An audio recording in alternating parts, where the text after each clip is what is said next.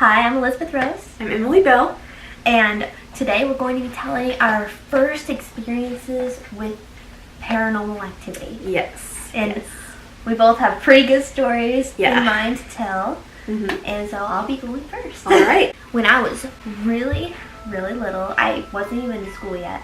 I think I was probably 3 or 4. Mm-hmm. And I know that sounds so weird, but I can remember that far back. Oh, I can too. Yeah. I have some memories from when I was like 1.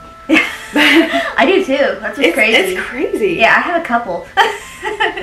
So anyway, me and my sister lived in a trailer. In this trailer, there were 2 rooms in the very back of the trailer, and then my parents' room was in the front of the trailer. And so my room, I shared a room with my sister in a bunk bed, and I slept on the top bunk, and my sister slept on the bottom bunk. I took the top bunk because I'm the oldest, and I deserve it. Right. Take what's yours. I was trying to go to sleep, and my bed started shaking. And I was like, why is my bed shaking? And I looked around the room, and nothing else was shaking. Just the bed. The bed was the only thing shaking. And so I sat there for a minute, and I waited for it to stop shaking. And it took like a good 5 minutes for it to stop shaking. When it finally did, because I was actually laying in my bed just like shaking with the bed for a while, it finally stopped. I literally jumped off this bunk bed, hopped on the ladder really quick. I landed on like the last step of the ladder. I would have busted my face, just for the record. And I left my sister behind. I wasn't even thinking of her. For himself. I just left her in the dust to be attacked by a ghost. And so I ran to my dad's side of the bed, and I was like, Daddy, my bed's shaking. You gotta come look. I was freaking out though, because my bed was shaking. Yeah. And so I made him come to my room, and I did this too. This is so funny because he's a full-grown man. Yes. And I made him get into this bunk bed with me and lay there and wait for it to start shaking. Yeah. And this is so surprising because it really did start shaking. Oh. And he got really silent actually. He did not say anything for a while.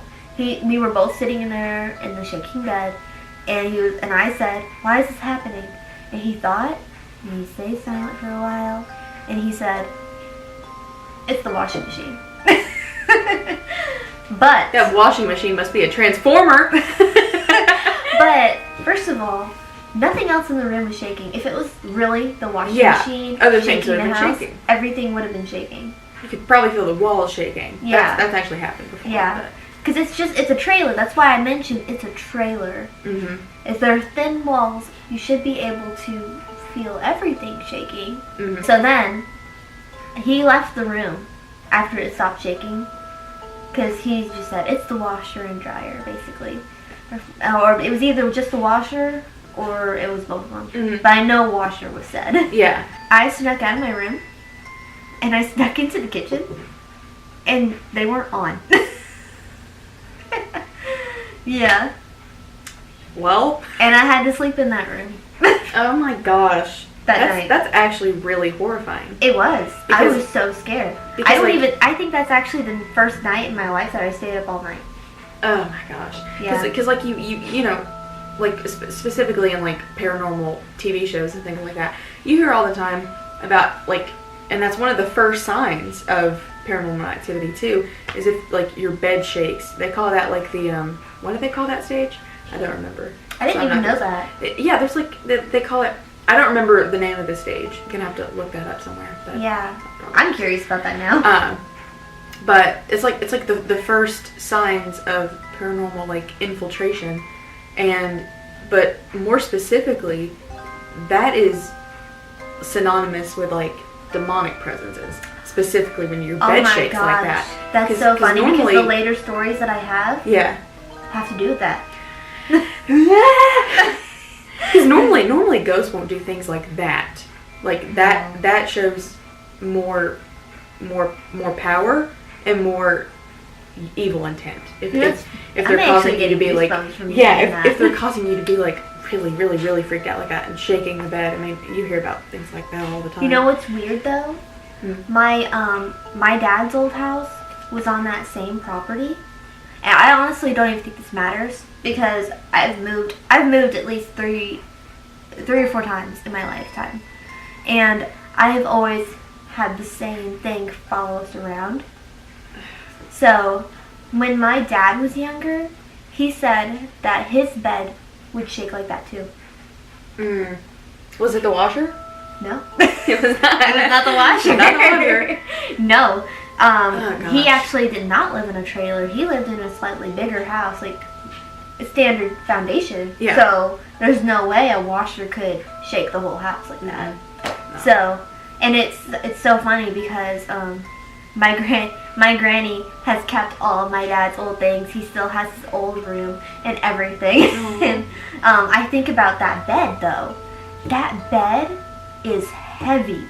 It is a huge 4-poster bed that, like, one day we're gonna go to my granny's one day, and I will show you this bed, and you will be surprised that this bed could shake like that. Because there's no way this bed should shake like that. It's so big and That's heavy. so freaky. That's so freaky. It is. It is a very freaky experience. I don't know what I would do in that situation, honestly. I didn't sleep all night. Oh yeah. I mean, Probably wouldn't sleep for a while. Yeah. Oh gosh. But all right, time to tell your story. Yours Okay, is hers is a lot more lighthearted than my story. mine is actually like probably only lighthearted. I recently graduated from college. Woo! And I had some suite mates.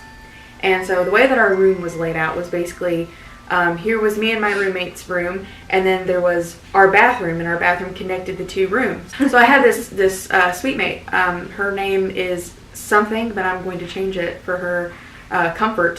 Her name will be Cecilia. Cecilia. So Cecilia loved her afternoon naps, as most do. I know I do. So it was after class, and me and my roommate were in our room with the door shut. And we were both like at our desks, like watching YouTube or whatever, with our headphones in, just like because after a day full of college classes, that's really all you can do. So we were busy doing that, and Cecilia was in her room asleep. Her roommate wasn't there, and so she went. It was like, I think, nearing the end of fall. So by the time that she went to sleep, it was like in the afternoon, and when she woke up, it was becoming dark outside, like fairly dark outside, but there was still enough light to where light was coming in through the window. Her bed was right next to the window, and then across the room, like on the far wall, there was the door that leads outside, and then there was a corner, and then there was the door that led into our bathroom. So there was a corner there. And she woke up and she was like, oh man, it's dark. I probably, need to get up. She looked into the corner, and this actually does freak me out. It freaks me out a lot. She looked into the corner and she saw a person who looked a lot like me, actually, like the back of me, because she saw the back of this person or whatever. My hair color, like my physical form, but it was wearing it was wearing like a white gown. Mm-hmm. It was facing the corner, and it was rocking. Oh, rocking? What? Anytime there's rocking involved, it's horrifying. It was literally just facing the corner and rocking. Oh like my gosh. That is so horrifying. And she was like laying there, and she was like, and she like kept like clearing her eyes, because she was like, I must be like halfway dreaming or something, but she wasn't. She was awake, and she was like blinking her eyes. She's like, what? And like the more that she watched this thing, the more it started to fade away. And so eventually it did fade away, but she was like, so she came into our room, me and my roommate's room, and she was like, Emily, were you just in my room, standing in the corner, rocking, in a white dress? And I was like, no, I'm right here. Like, I was not in her room. I would not freak someone out like that, because that is freaky. There is that, but the interesting thing about this story is the dorm that we were in at the time, there is reportedly a ghost in that dorm. Oh my god. And her name is Gertie. It's a horrible name. Oh, poor ghost. Gertie the ghost. And her story is basically, before my university became a boys and girls college, it was a strictly girls college. And it was called Halloway College, I think. And so the dorm that we were in is the oldest dorm, actually. And it was still there, and a lot of the dorms, you know, were demolished or whatever, but that dorm was still there. But apparently it used to have elevators. And this, I don't remember at what time this was, but this place had elevators.